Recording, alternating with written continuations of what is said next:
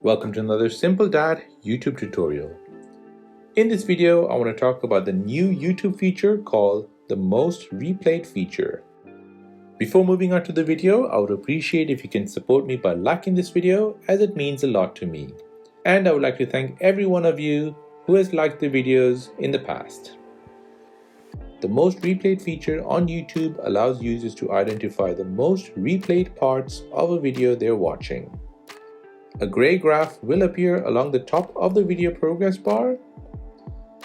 As you can see, if the graph is high, then that part of the video has been replayed often. You can use this graph to quickly find and watch those moments. The feature is mainly beneficial for longer videos or those that have been broken down into sections using timestamps or chapters. This will allow users to scrub through any YouTube videos to find the most interesting part. Previously, this feature was an experiment that only YouTube Premium subscribers could access, but is now available to anyone who uses YouTube from a browser or the YouTube official iOS or Android app. So when you scrub through a YouTube video, go to a part where it is peaking. You'll see the star emoji and the word Most Replayed written at the top.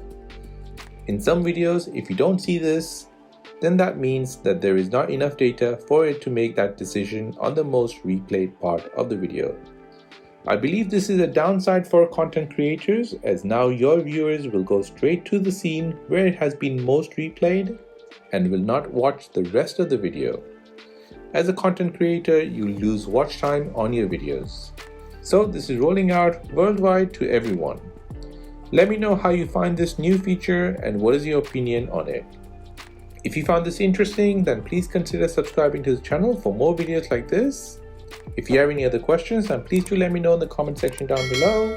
Thanks for watching and see you in the next one.